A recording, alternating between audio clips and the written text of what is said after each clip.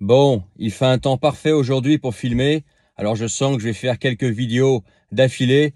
En tout cas, bonjour et bienvenue sur la chaîne Vie Internationale. Et aujourd'hui, comme d'habitude, j'y réponds à une question qui m'a été posée en commentaire. Et pour rappel, je fonctionne de la façon suivante sur cette chaîne. Si tu as une question en rapport avec la vie internationale, l'expatriation, le fait de vivre à l'étranger, travailler à l'étranger ou vivre sur plusieurs pays, que tu as une vie très connectée avec l'international ou que tu veux avoir une vie en rapport avec d'autres pays, un couple international, une vie en plusieurs langues, etc. Pose-moi une question en commentaire ou envoie-moi un mail avec ta question ou tes questions. Et s'il y a suffisamment de matière, que c'est assez intéressant pour en faire une vidéo, j'en fais une vidéo réponse. Et la vidéo d'aujourd'hui va concerner une question en rapport avec les impôts, la fiscalité dans le cadre de la vie internationale. Et dans le commentaire, la personne parle voilà, de mener une vie internationale, mais toujours avoir un lien avec la France. Du moins, c'est comme ça que je le comprends. Et je vais t'expliquer comment ça se passe. Est-ce que tu peux amoindrir tes impôts en menant une vie internationale? Alors, c'est une question hyper vague, mais je vais y répondre quand même. Si tu es en lien avec la France, il faut déjà que tu quittes la France et que tu passes... Alors, ça va dépendre, chaque pays a ses critères pour devenir résident fiscal. Mais sache que si tu vis en France la moitié de l'année ou plus, que tu gagnes ta vie en France, que tu as par exemple ton business en France, que tu as ton entreprise qui t'a embauché en France, que tu as ta famille en France, que tu as tes intérêts économiques, ça veut dire que la plupart de tes dépenses sont en lien avec la France. Ton essence, ton loyer, tes dépenses de courses, etc. Bref, que là, en général, où côté argent, ça se passe... si côté argent, la plupart du temps, ça se passe en France ou avec la France, cherche pas tes résidents fiscaux français et tu paieras tes impôts en France. Voilà, même si tu passes 3 mois ou 6 mois par an ailleurs, voilà, il faut vraiment couper le cordon avec la France si tu veux plus être imposable en France. Donc, mener une vie internationale, ça ne veut pas forcément dire ne plus payer d'impôts en France et amoindrir ses impôts. Ça dépend, c'est du cas par cas, ok? Donc déjà, si c'est la moitié de l'année en France, mais que tu gagnes ton pain en France, que tes enfants sont en France, ta femme, que tu as, je sais pas, un loyer, une voiture, un numéro de téléphone en France, cherche pas, tu paieras tes impôts en France, même si tu passes beaucoup de temps à l'étranger. Après, est-ce que ça veut dire que ça va toujours être comme ça? Non, ça dépend en fait. Ça dépend de combien de temps tu passes en France chaque année. Et puis ça dépend surtout si tu arrives à avoir une résidence fiscale ailleurs.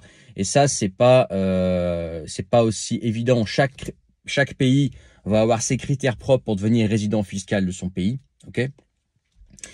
Et c'est pas parce que tu es résident fiscal quelque part que la France te considère pas résident fiscal. Donc attention à ça, ok. Il faut vraiment que tu passes plus de temps en France. Voilà. Et si par exemple tu passes, allez, maximum 3 mois dans l'année en France, mais le reste du temps, tu es dans un pays dans lequel tu as ton business, tu as ton salaire, tu as ton loyer, tu as un permis de résidence permanent, tu payes tes impôts, tu es en lien avec le fisc, tu y passes plus de... Alors ça dépend de chaque pays, ça dépend de chaque pays et ses critères, mais tu y passes par exemple plus de 183 jours par an, ce qui permet dans ce pays-là d'obtenir la résidence fiscale, d'être imposé là-bas, etc. Et bref, que tu n'as plus grand-chose à voir avec la France, sauf ton passeport et le fait que tu veuilles voir tes parents ou je sais pas tes frères, tes amis ou tes proches, quelques mois par an, quoi, 2-3 mois par an.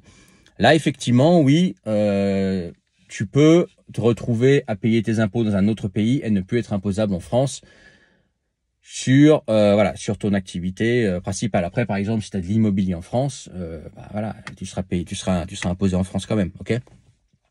Donc tout ça c'est complexe, la fiscalité c'est complexe, mais voilà quelques exemples comment ça va se passer. C'est pas parce que tu mènes une vie internationale que hop d'un coup tes impôts baissent. Non, c'est beaucoup plus nuancé que ça et c'est vraiment du cas par cas. Et dans l'absolu, s'expatrier, mener une vie internationale ne te garantit pas que tu paieras moins d'impôts.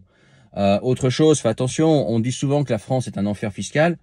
Parce que la France est un pays surtaxé et moi je pense que c'est un enfer fiscal, hein, très clairement. Les impôts sont beaucoup trop élevés.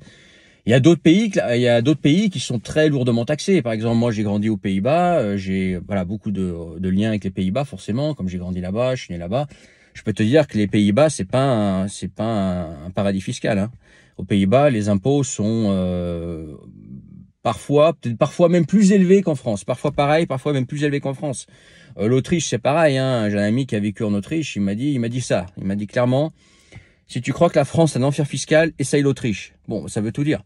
Donc c'est pas parce que tu quittes la France que tu paieras moins d'impôts. Tu as aussi des pays qui sont plus imposés que la France ou autant. Les pays scandinaves, c'est violent aussi, tu vois. Donc déjà choisir la destination où tu paieras moins d'impôts. Et puis c'est pas valable pour tout le monde. Si tu es un petit entrepreneur, ça vaut pas le coup ou moyennement le coup des fois. Il faut vraiment faire du gros chiffre pour que ça vaille le coup, si tu veux faire les choses proprement. Et puis si tu es salarié, de toute façon, tu n'es pas concerné parce que c'est ton patron qui s'occupe de tout. Et puis voilà, en général, les pays où il y a peu d'impôts, alors bien évidemment, ça dépend du cas par cas. Si tu me dis, ouais, mais il y a Singapour, Hong Kong, on est d'accord. Dubaï, on est d'accord. Mais dans d'autres pays où les impôts vont être moindres, ça va souvent, mais pas toujours, je rappelle, des pays où les salaires sont petits. Donc il faut mieux être plus imposé sur un gros salaire que d'être faiblement imposé sur un petit salaire, tu vois. Donc si tu envisages d'être salarié, te prends pas trop la tête avec la fiscalité, quoi. Va là où tu gagneras mieux ta vie. Par contre, si tu es entrepreneur, faut déjà être gros, faut déjà faire du chiffre, faut déjà avoir un business. Pour que ça vaille vraiment le coup. Et puis ensuite, voilà, il faut tenir compte de tous les paramètres. Est-ce que tu es du genre, voilà, à gagner ta vie à distance sur un marché à fort pouvoir d'achat, ou est-ce que tu veux entreprendre sur place? Entreprendre sur place, attention, quel est le pouvoir d'achat, quelles sont les possibilités, quel est le marché réel, etc. Tu sais, c'est très complexe en fait comme question, hein, qui est posée là. C'est vraiment du cas par cas, ok? Mais non, pour faire simple, c'est pas parce que tu mènes une vie internationale que tu t'expatries que comme ça tu paies moins d'impôts. Il y a des choses à faire, du travail à faire. Ça se fait pas comme ça juste en montant dans un avion. Il y a du travail et c'est pas du tout garanti que finalement tu paies pas tes impôts en France parce que tu passes pas assez de temps à l'étranger ou parce que tu as des intérêts économiques en France ou parce que tu y reviens trop souvent, etc. Donc voilà. Et je vois beaucoup de gens sur Internet qui se prennent la tête sur la fiscalité, alors que plupart du temps, en fait, c'est des gens qui n'ont pas à se prendre la tête dessus, quoi. Comme je disais, les salariés ne te prennent pas la tête dessus. Fiscalité de revenus, après, on peut parler de taxes foncières, etc., prix de l'essence, tout ça, c'est des taxes aussi, on est bien d'accord.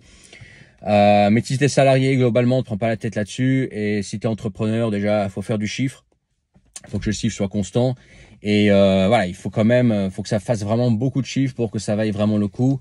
Passer partout en tenant compte de tous les inconvénients à changer de pays juste pour une question de fiscalité. J'ai déjà fait une vidéo là-dessus récemment. Si c'est pour aller dans un pays pourri que t'aimes pas juste parce que tu paies moins d'impôts, moi je trouve que c'est naze, ok? Donc il faut tenir compte de tout. Donc oui et non. Oui, parfois oui, t'expatrier, vivre une vie internationale, ça peut te permettre de payer moins d'impôts, de plus être imposé en France. Parfois non, et le plus souvent non.